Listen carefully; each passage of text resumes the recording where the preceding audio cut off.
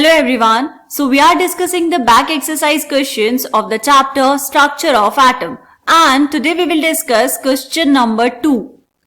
So here the question is, इस question के 3 parts given है बेटा, हम इनको 1 by 1 करके डिस्कस करेंगे. So let's see the first part.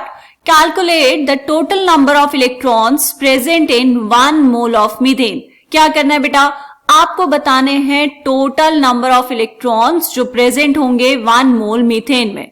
Methane क्या होता है बेटा, मीथेन इज CH4.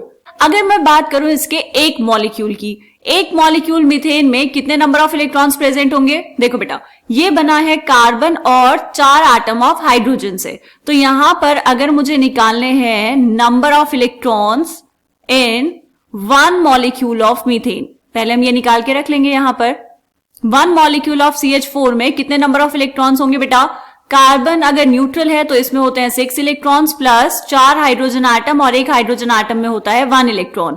तो टोटल कितने हो गए बेटा, इसमें प्रेजेंट होंगे 10 इलेक्ट्रॉन्स. ठीक है, ये समझ आया. ओके, अब क्या करना है, आपको बताने हैं 1 मोल ऑफ मीथेन में टोटल नंबर ऑफ इलेक्ट्रॉन्स. कैसे करेंगे, देखो हमें बहुत अच्छे से पता है बेटा कि अगर हम बात करें 1 मोल CH4 की, 1 मोल CH4 में कितने मॉलिक्यूल्स होंगे मीथेन के बेटा, एवोगैड्रो नंबर जितने, और उसकी वैल्यू कितनी होती है 6.022 into 10 to the power 23 molecules. ठीक है, इतने मॉलिक्यूल्स आपके पास प्रेजेंट होंगे 1 मोल में. अब एक मॉलिक्यूल में नंबर ऑफ इलेक्ट्रॉन्स हमें पता है 10 है, तो इतने मॉलिक्यूल्स में कितने होंगे बेटा, बहुत सिंपल है, बस कैलकुलेट कर लेना है आपको. तो 1 मॉलिक्यूल ऑफ CH4 में प्रेजेंट हैं बेटा 10 इलेक्ट्रॉन्स. ओके, सो आपके पास टोटल मॉलिक्यूल्स कितने हैं, 6.022 into 10 to the power 23 molecules of CH4. आपको बताने हैं इसमें टोटल नंबर ऑफ इलेक्ट्रॉन्स कितने हो जाएंगे, 6.022 into 10 to the power 23 into 10 electrons. Multiply कर लो इसको, सिंपल सी कैलकुलेशन है, कितना हो जाएगा 6.022 into 10 to the power 24 electrons. इतने इलेक्ट्रॉन्स प्रेजेंट होंगे बेटा 1 मोल CH4 में. ठीक है, ये आ गया आपका answer. This is the answer of first part. अब चेक करेंगे बेटा सेकेंड पार्ट. तो पहले यहां पर रीड करेंगे सेकेंड पार्ट में क्या पूछा है. Find A part the total number, and B part में पूछा है the total mass of neutrons in 7 milligrams of carbon 14. देखो बेटा, सेकेंड पार्ट में आपको दिया है कार्बन 14, ये कार्बन और यहां पर इसका मास नंबर है 14. आपको इसमें कैलकुलेट करने हैं total number of neutrons and total mass of neutrons. इसका मास कितना गिवन है बेटा, ये आपको गिवन है 7 मिलीग्राम. अब 7 मिलीग्राम को कन्वर्ट करेंगे पहले ग्राम्स में, कितना हो जाएगा बेटा, 7 into 10 to the power -3 grams. Okay, इतना समझ आया. हम बात कर रहे हैं बेटा नंबर ऑफ न्यूट्रॉन्स की. तो सबसे पहले तो आपको नंबर ऑफ न्यूट्रॉन कैलकुलेट करने पड़ेंगे 1 एटम ऑफ कार्बन 14 में. तो यहां पर लिखेंगे number of neutrons in 1 atom of carbon 14. कितने होंगे बेटा, देखो कार्बन का एटॉमिक नंबर कितना होता है 6, मास नंबर कितना है 14, तो नंबर ऑफ न्यूट्रॉन्स कितने होंगे 14 minus 6 is equals to 8 neutrons. ठीक है, तो आपके पास एक एटम में प्रेजेंट है 8 न्यूट्रॉन्स. ठीक, 7 मिलीग्राम आपको दिया है कार्बन 14. तो हम क्या करेंगे बेटा, हम पहले निकालेंगे 7 मिलीग्राम ऑफ कार्बन 14 में नंबर ऑफ एटम्स. फिर एक एटम में हमें पता है 8 न्यूट्रॉन्स होते हैं, तो जितने एटम्स आएंगे उनको मल्टीप्लाई कर देंगे 8 से, तो आपके पास आ जाएंगे टोटल नंबर ऑफ न्यूट्रॉन्स. ठीक है, समझ आ गई बात. तो चलो यहां पर चेक करेंगे बेटा. अगर हम बात करें 1 मोल की, 1 मोल ऑफ कार्बन का मतलब क्या हुआ बेटा 14 ग्राम्स. तो हम यहां पर लिख सकते हैं 1 mole of carbon 14 is equals to 14 gram. और इसमें कितने एटम्स प्रेजेंट होंगे बेटा, 6.022 into 10 to the power 23 atoms. ये मोल कॉन्सेप्ट से आया है जो हम फर्स्ट चैप्टर में अच्छे से सीख चुके हैं. ठीक, यहां पर देखो बेटा 14 ग्राम में प्रेजेंट होंगे 6.022 into 10 to the power 23 atoms. तो क्या हम यहां पर कैलकुलेट कर सकते हैं कि 7 into 10 to the power -3 gram of carbon 14 में कितने नंबर ऑफ एटम्स प्रेजेंट होंगे. करो calculate. 6.022 into 10 to the power 23 divide by 14, ये होंगे 1 ग्राम में, और हमें कैलकुलेट करने हैं 7 into 10 to the power -3 grams में, तो इसको कर देंगे मल्टीप्लाई. इतने एटम्स प्रेजेंट होंगे बेटा 7 मिलीग्राम्स में। कर लो उसको कैलकुलेट। यहां से 7 से जाएगा 14, 7 2 जा 14, तो ये कितना आ जाएगा बेटा 6.022 डिवाइड बाई 2, ये हो जाएगा आपके पास 3.011 into 10 to the power 23 minus 3, तो ये हो गया 10 टू द पावर 20 एटम्स। ठीक है बेटा, जितना मास आपको दिया हुआ है कार्बन 14 का उसमें प्रेजेंट है इतने एटम्स। ओके, अब हमने पहले ही निकाल के रखा है कि एक एटम ऑफ कार्बन 14 में प्रेजेंट है 8 न्यूट्रॉन्स, तो इतने एटम्स में कितने होंगे बेटा, मल्टीप्लाई कर देंगे। देखो number of neutrons in one atom कितना है बेटा 8, तो यहां पर अब हमें निकालना है number of neutrons in 3.011 into 10 to the power 20 atoms. कितना हो जाएगा बेटा, कुछ भी नहीं करना, बहुत आसान क्वेश्चन है, सिर्फ इसको मल्टीप्लाई कर देना है 8 से। 10 to the power 20 into 8 multiply करेंगे, इसको कितना आएगा 24.088 इंटू 10 टू द पावर 20। इसको लिखेंगे बेटा साइंटिफिक नोटेशन में, तो ये कितना हो जाएगा 2.488 इंटू 10 टू द पावर 21। क्या निकाला हमने, ये नंबर ऑफ न्यूट्रॉन्स। तो ये आ गया आपके पास बेटा सेकेंड पार्ट के ए पार्ट का आंसर। ठीक है, क्या निकालना था, number of neutrons. B part में क्या कैलकुलेट करना है बेटा, बी पार्ट में आपको कैलकुलेट करना है total mass of neutrons.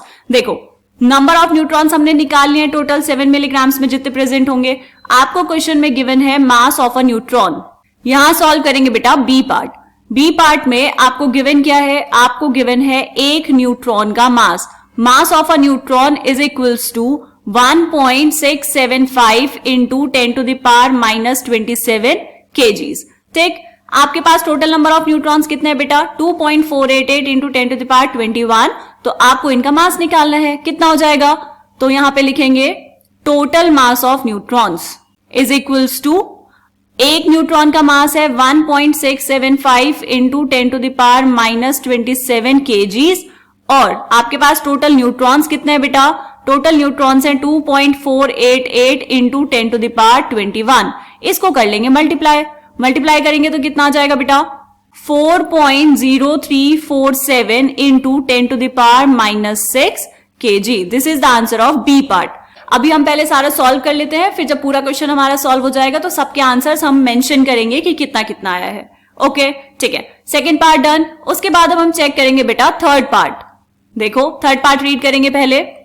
Third part में आपसे पूछा है find, A part is the total number and B part is the total mass of protons in 34 mg, mg मतलब milligrams of NH3 at STP। STP का मतलब क्या हुआ बेटा, स्टैंडर्ड टेम्परेचर एंड प्रेशर।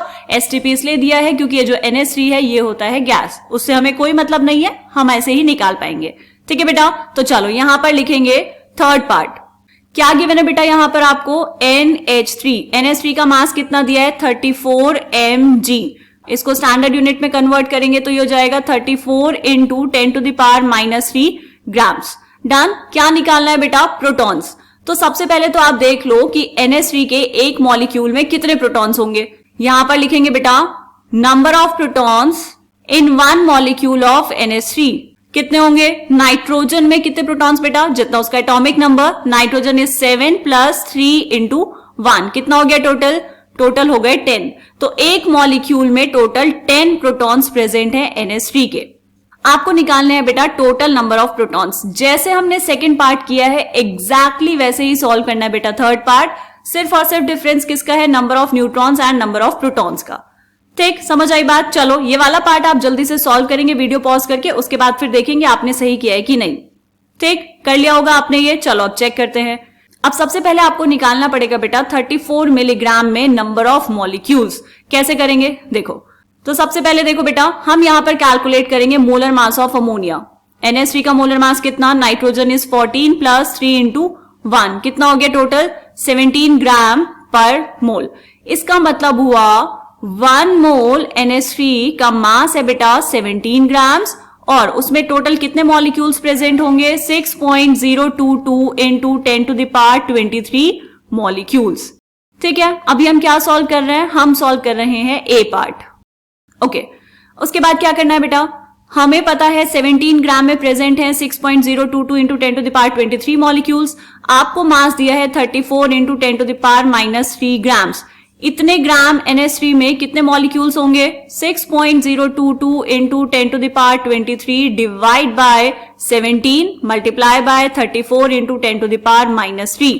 क्या करना है? सॉल्व करो बस इसको। 17 2 जा 34, कितना आ जाएगा बेटा मल्टीप्लाई करेंगे तो? ये आ जाएगा आपके पास 12.044 into 10 to the power 20 molecules. Scientific notation में लिखेंगे बेटा इसको 1.2044 into 10 to the power 21 molecules. इतने मॉलिक्यूल्स प्रेजेंट होंगे गिवन मास ऑफ NH3 में। एक मॉलिक्यूल में कितने प्रोटॉन्स है बेटा? Total 10 protons. तो इतने मॉलिक्यूल्स में कितने प्रोटॉन्स हो जाएंगे? इसको मल्टीप्लाई कर देंगे 10 से। तो यहां पर लिखेंगे बेटा total number of protons. Total number of protons is equals to 1.2044 into 10 to the power 21 into 10 is equals to 1.2044 into 10 to the power 22। इतने नंबर ऑफ प्रोटॉन्स प्रेजेंट हैं गिवन मास ऑफ NH3 में। Clear? ए part समझ आ गया बेटा। अब हमें क्या करना है? हमें सॉल्व करना है इसका बी पार्ट। बी पार्ट में क्या पूछा बेटा? बी पार्ट में आपसे पूछ रहा है टोटल मास ऑफ प्रोटॉन्स। तो इसके लिए पहले आपको पता होना चाहिए बेटा एक प्रोटॉन का मास। एक प्रोटॉन का मास कितना होता है? लिखेंगे यहां पर mass of a proton is equals to 1.6726 into 10 to the power -27 kg। This is the mass of a proton. Total number of protons कितने हैं? 1.2044 इंटू 10 to the power 22। तो यहां पर हमें कैलकुलेट करना है बेटा टोटल मास ऑफ प्रोटॉन। तो इनको हम कर देंगे मल्टीप्लाई। देखो कितना आएगा? एक प्रोटॉन का mass is 1.672 into 10 to the power -27 kg। ये कितना था? 1.6726, 6 भी लिखेंगे यहां पर, ठीक है। Into total number of protons कितने हैं बेटा? 1.2044 into 10 to the power 22। Simple multiply कर देना है बस इसको। कितना आ जाएगा बेटा मल्टीप्लाई करके? ये आएगा 2.0145 into 10 to the power -27 plus 22, तो ये हो जाएगा 10 to the power -5 kg। This is the total mass of protons. ठीक है बेटा, समझ आया? तो थर्ड पार्ट में ए पार्ट का आंसर है ये और बी पार्ट का आंसर है ये। उसके बाद लास्ट में यहां पर एक और स्टेटमेंट में कुछ पूछा है बेटा आपसे, will the answer change if the temperature and pressure are changed. अगर आपने टेम्परेचर और प्रेशर चेंज किया तो क्या आपका आंसर चेंज होगा? सोच कर बताएंगे बेटा। हम यहां पर बात कर रहे हैं number of protons and number of neutrons की। क्या कभी नंबर ऑफ प्रोटॉन्स चेंज हो सकते हैं बेटा? नहीं। जब तक आप एक ही एलिमेंट, एक ही मॉलिक्यूल की बात कर रहे हैं तब तक उसमें नंबर ऑफ प्रोटॉन्स चेंज नहीं होंगे, चाहे हम कुछ भी कर लें। ठीक है, अगर हम कह रहे हैं NH3 तो इसका मतलब है उसमें टोटल 10 प्रोटॉन्स ही प्रेजेंट होंगे हमेशा। तो यहां पर इस क्वेश्चन का आंसर क्या हो जाएगा बेटा? No, the answer will not change if the temperature and pressure are change. The answer will not change, या फिर हम लिख सकते हैं the answer will remain same. तो यहां पर देखेंगे बेटा, सबसे पहले हमने सॉल्व किया फर्स्ट पार्ट का आंसर आ गया हमारे पास इतना 6.022 into 10 to the power 24 electrons. उसके बाद हमने सॉल्व किया सेकंड पार्ट में हमने सबसे पहले क्या कैलकुलेट किया बेटा? सबसे पहले हमने कैलकुलेट किया बेटा total number of neutrons in 7 milligram of carbon 14। वो कितना है बेटा? 2.488 into 10 to the power 21 neutrons. उसके बाद बी पार्ट में हमने क्या सॉल्व किया? हमने सॉल्व किया टोटल मास ऑफ न्यूट्रॉन्स जो कि आए 4.0347 into 10 to the power -6 kg। उसके बाद हमने सॉल्व किया थर्ड पार्ट के ए पार्ट में आपसे पूछा था total number of protons in 34 milligrams of NH3। वो आ गया इतना 1.2044 into 10 to the power 22 protons. And B part में आपसे पूछा था बेटा टोटल मास ऑफ प्रोटॉन्स जो आ गया 2.0145 into 10 to the power -5 kg। Last में एक स्टेटमेंट पूछी थी आपसे कि अगर टेम्परेचर एंड प्रेशर चेंज करेंगे तो क्या आंसर चेंज होगा? उसका आंसर है बेटा no, the answer will not change. ठीक है, क्वेश्चन समझ आया बेटा? So this is the question number 2। मिलते हैं नेक्स्ट क्वेश्चन में, तब तक के लिए बाय बाय। अच्छे से पढ़ते रहिए बेटा, खूब सारी प्रैक्टिस करते रहिए। मिलते हैं नेक्स्ट क्वेश्चन में, बाय बाय।